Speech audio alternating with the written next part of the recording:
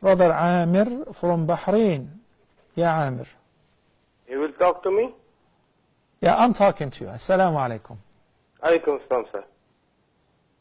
Sir, I have a simple question. Nah. I'm a Muslim. I don't pray.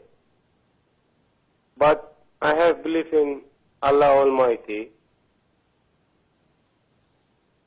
But everything I do, I say Bismillah and I do. And even I'm doing bad, I will say Astaghfirullah first, then I will do that one. No. Just tell me that is it okay or not okay? Okay. Yeah, Amir, I want you to stay on the line. Okay, too bad. But inshallah, I'd like to talk to you, to chat with you for a little bit. I wish I was able to ask you, because you said you are a Muslim. Many people do not know what does it mean. What does it mean to be a Muslim? What is the literal meaning of the word Islam and its implications? What does it require?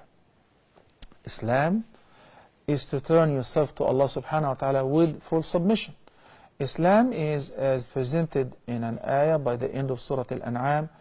قل إن صلاتي ونسكي ومحياي ومماتي لله رب العالمين لا شريك له وبذلك أمرت وأنا أول المسلمين. Islam, as the Prophet sallallahu alaihi wasallam said in an answer to the very basic question and the most important hadith, Hadith Jibreel alayhi salam, when he came to him, he disguised as a human being in front of his companions and said, Ya Muhammad, أخبرني ما الإسلام. You want to know this answer, Ya Amir. Jibreel came as a human being. He sat before the Prophet ﷺ. The companions saw him as a human being. And they heard him saying, and the hadith is narrated by Umar al-Khattab radiyallahu anhu. He said, Ya Muhammad, أخبرني عن الإسلام. Tell me about Islam. What is Islam is all about?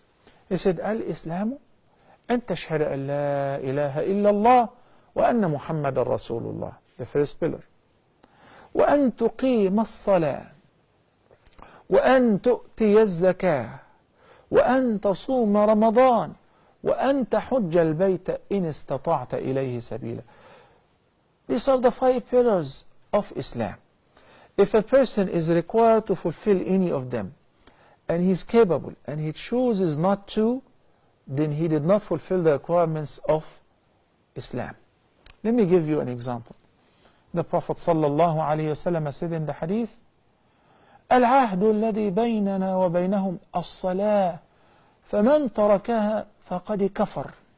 You want it an answer? Do you want me to compliment you? You want me to tell you you're okay, you're fine, and you will end up in heaven? I can't do that. I can't even assure myself that I will be saved or not.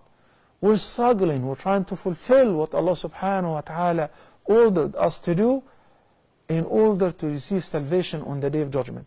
إِنَّ الَّذِينَ آمَنُوا وَعَمِلُوا الصَّالِحَاتِ كَانَتْ لَهُمْ جَنَّاتُ الْفِرْدَوْسِ نُزُلًا. Only those who believed and did the good righteous deeds. What is the good righteous deeds?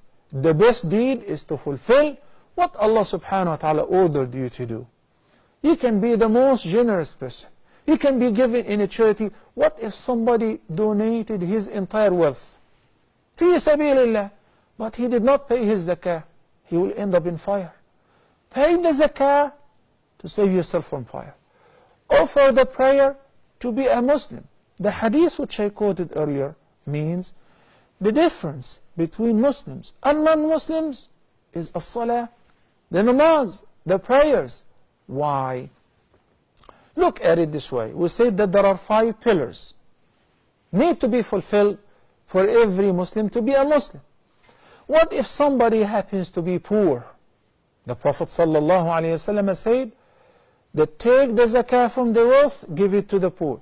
So he doesn't have to pay zakah. He's exempt from paying zakah, and he's eligible to receive zakah from others. So the pillars of Islam for him have become only 4. And if he's poor, obviously he cannot perform Hajj.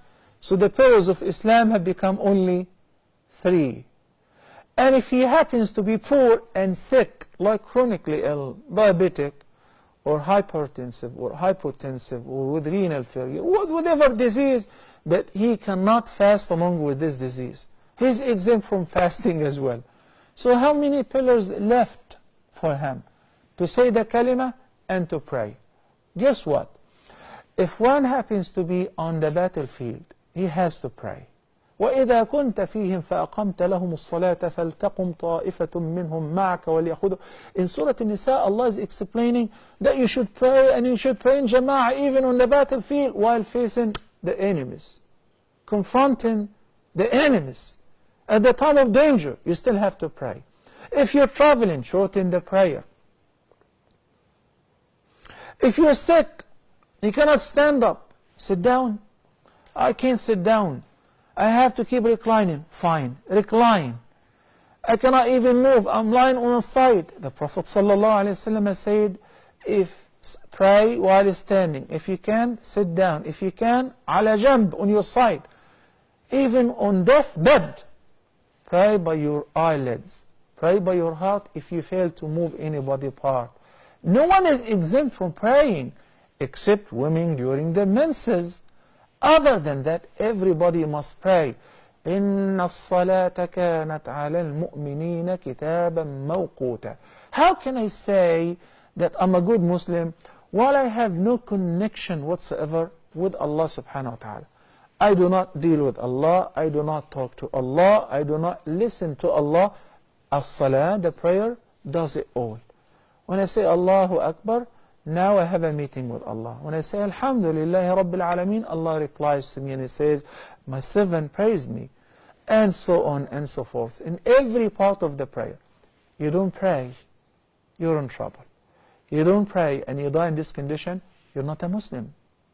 You don't pray and you're not a Muslim, the Prophet ﷺ said such person would reside finnar, in the fire of hell. Wal-'iyadu billah.